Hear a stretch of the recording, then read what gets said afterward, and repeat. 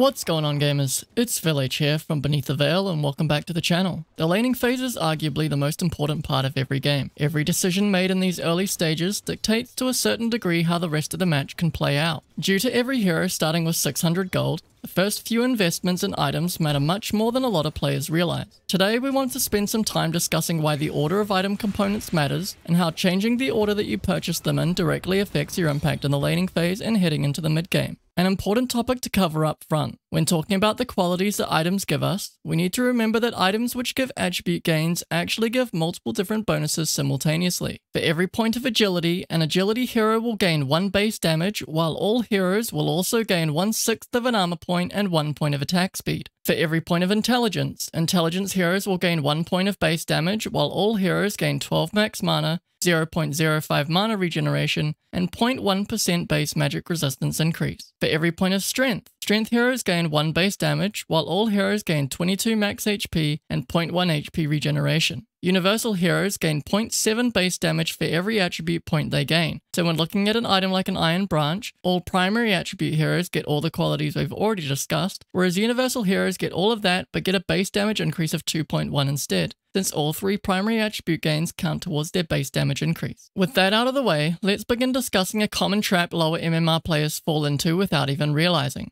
When playing a primary stat hero, it's very easy to start off with a standard laning item build like tangos, some slippers or mantle or gauntlet, a circlet, 2 branches, and either a 3rd branch, a fairy fire, or a quelling blade. Then once these players get to lane, they realize they need a magic wand as well. An easy mistake to make is to spend their first bits of gold buying the recipe to upgrade to a Wraithband, Null Talisman, or Bracer, instead of getting the magic stick in an active slot right away, and it's understandable why they make that choice. Their item slots are already full, so they figure by combining their primary stat item, they free up a slot to get magic stick active. However, by the time they earn another 200 gold and then get that stick out on a courier, they've likely already missed out on 4 to 8 spellcasts that could give them anywhere between 60 to 120 HP and mana completely for free. Instead, backpacking a branch in order to get a magic stick online first, and then going back to combine your primary stat item to get the branch back out of your backpack is nearly always the correct move. Let's quickly break down what you gain with each choice and what you subsequently miss out on. When going the option that lower MMR players naturally gravitate towards, you only gain the bonuses directly attributed with combining to the major item, since the primary stat component and the circlet already give you 5 points of your primary stat and 2 of your secondaries. In the case of Wraithband, that's an additional 5 attack speed and 1.75 armor. Null Talisman is 3% max mana bonus and 1 mana regeneration, while Bracer is 3 damage and 0.75 HP regeneration. In contrast, by backpacking a branch, you trade 1 damage, 12 max mana and 22 max HP, in exchange for gaining the ability to heal for up to 150 HP and mana in a single burst with max charges on the magic stick.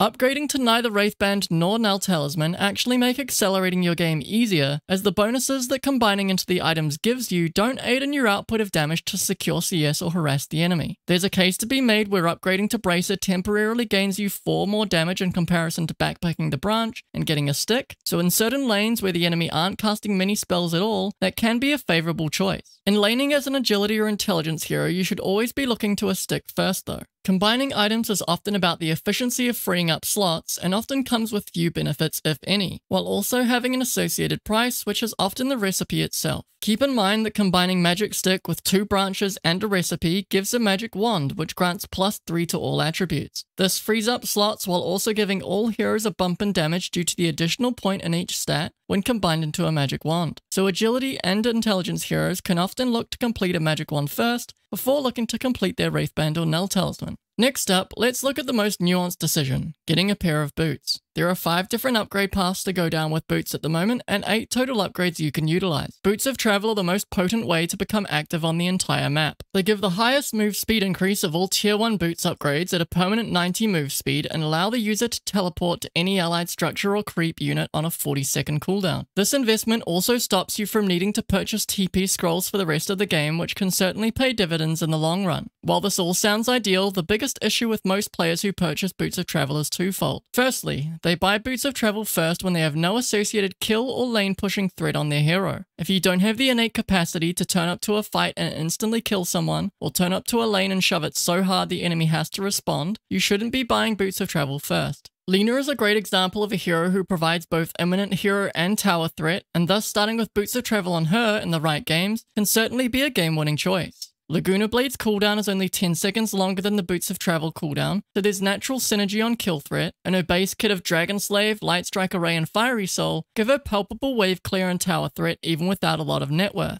especially when she coordinates her aggressive TP rotations with catapult waves. The majority of heroes need other items first in order to find true value out of Boots of Travel in a pub setting. The most consistent grief we see is a Necrophos getting Boots of Travel first after inevitably losing his lane. He farms horribly slowly without a Radiance, and the cooldown of Reaper's Scythe is 110 seconds, meaning you can TP twice between each Scythe kill attempt. In the downtime of Scythe, Necrophos has no meaningful way to snowball his own game and pressure the map until Radiance eventually comes online. The reason Travels First works in Immortal pubs is because there is natural coordination on kill threat to give Necrophos the value on Scythe charges, but even in Immortal it doesn't always pan out. In lower rated pubs, you need to itemize for more self-reliant kill threat and lane presence before you become active. Secondly, a lot of players who buy Boots of Travel simply aren't active enough once they get Boots of Travel online. Being able to TP practically anywhere on the map on a 40-second cooldown is a monumental strength that not enough players leverage fully. If you have Boots of Travel and aren't channeling a TP scroll at the very least every 2 minutes, something has gone horrendously wrong. The capacity to aggressively TP and split push a lane should the enemy show sizable numbers somewhere that isn't an imminent threat to your team, as well as TP rotating to smoke gank rotations or straight up TPing directly to teamfights, can't be oversold enough. If you choose to buy these boots, you need to find consistent impact with them throughout the entire game, and if necessary, use your increased GPM to get an aggressive couple wards out deep into the enemy territory. You can make more informed global movement decisions as a result. You don't need to rely on your support heroes for every bit of vision in the game. Moving on to Tranquil Boots. Support players looking to leverage this item usually just purchase the components from left to right, not fully considering how altering their purchase order may help them more than initially anticipated. When comparing Boots of Speed to Windlace, there's a difference of 25 movement speed for an additional 250 gold. For those of you who are great at maths, you already realize that's an extra investment of 10 gold per point of movement speed in order to forego the Windlace and get Boots of Speed first. We would encourage you to consider if this is the most optimal use of your earliest earnings of gold, or if you'd be more successful in lane by purchasing the Windlace, perhaps the Ring of Regen, and then looking to leverage blood grenades to slow your enemy by 15% and potentially nullify the shortfall on movement speed that your Windlace gives you, while also granting you 1.25 HP regeneration for a total cost of 425 gold. This seemingly small itemization choice can set up not only you, but also your core player for success and help snowball both of your games. If you're finding value in this video along with the other videos on our channel, please consider subscribing to the channel if you haven't already. It's a small gesture that costs you nothing and helps us immensely. Thank you to the 3,000 plus of you that have done so already, and thank you in advance to those of you who have taken a moment to consider doing so. Let's get back to it. For players looking to leverage Arcane Boots for themselves and the team, your choice is a lot more binary. All you need to ask yourself is if the lane is easier for you both, if you can cast more spells, or if just your hero moving faster is a significant help to both you and your lane partner. In the vast majority of cases, having an active Ring of Basilius aura as soon as possible gives your lane duo a significant advantage in being able to use more spells in the lane to secure CS and harass the enemy along with right-click damage. Finally, let's look at both Phase Boots and Power Tread simultaneously, as they have a lot of overlapping concepts. When we look at the three components of each item, they of course both have the movement speed aspect of Boots of Speed, but they both also share a damage component in the Blades of Attack for Phase Boots, or the Band of Elven Skin, Robe of the Magi, or Belt of Strength depending on your primary attribute for Power Treads. Finally, they each have what I refer to as an other attribute. In the case of Phase Boots, it's Chainmail for the armor gain, and Power Treads has Gloves of Haste for attack speed. Since these are the two boots upgrades a lot of core heroes consider, there's a lot more nuance in the itemization order. Firstly, when prioritizing components, you ideally want to be able to get the damage component if the game allows, as this helps to more reliably secure CS with the higher damage these items give you. Keep in mind when going with Power Treads that these damage items also give you a point of armor and 6 attack speed with Band of Elven Skin, 72 max mana and 0.3 mana regen and 0.6% base magic resistance with Robe of the Magi,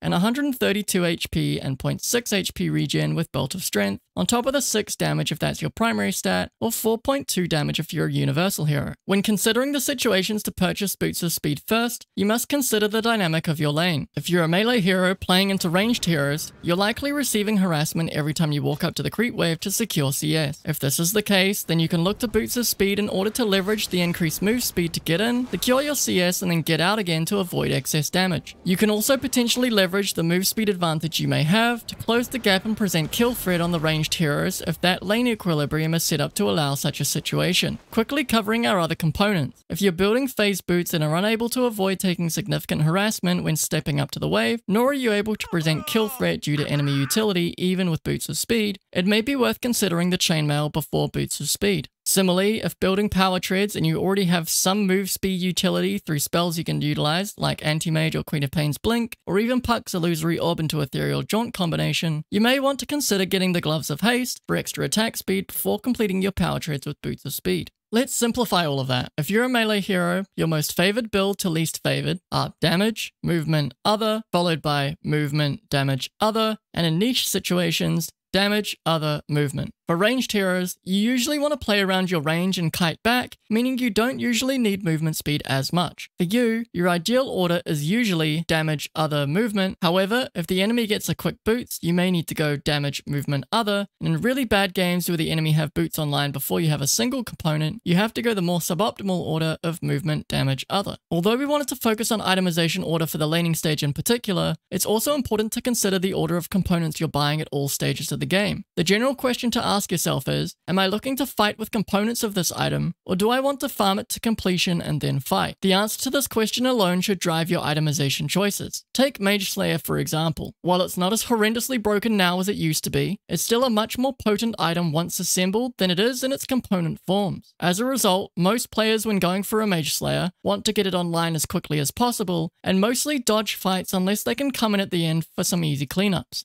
Due to this, they want to prioritize the Oblivion Staff over the Cloak, as a significant attack speed increase from the Oblivion Staff helps expedite the Mage Slayer item timing. Similarly, if a particular hero needs to finish a Black King bar, as otherwise they can't meaningfully contribute to team fights, they want to be getting the Mithril Hammer before the Ogre Axe, as it's a source of damage which will increase your overall GPM while farming. By contrast, a hero who is looking to build a Pipe of Insight to protect their whole team is likely happy to fight with just some magic protection for themselves while they work towards protection for their whole team. As a result, they will likely grab the Cloak first, and then either a Headdress to grant the regeneration aura to allies and any summoned or dominated creeps they might be leveraging, or they may go straight to the Ring of Tarask next if they want to directly amplify their own HP regen to make more use out of the initial Cloak purchased against their enemy. As with everything, use your best judgment and ask yourself what your goals are with each item purchase and how it enables your game's success. From there, use that insight to inform your itemization order through your components. We hope this video helped you understand how to optimize your component purchases. As always, if you have any questions or any suggestions you'd like for us to cover in future videos, please let us know in the comments. If you like this video, please make sure to like it, share with a friend who might find it helpful, and consider subscribing to the channel if you haven't already. Good luck and happy gaming.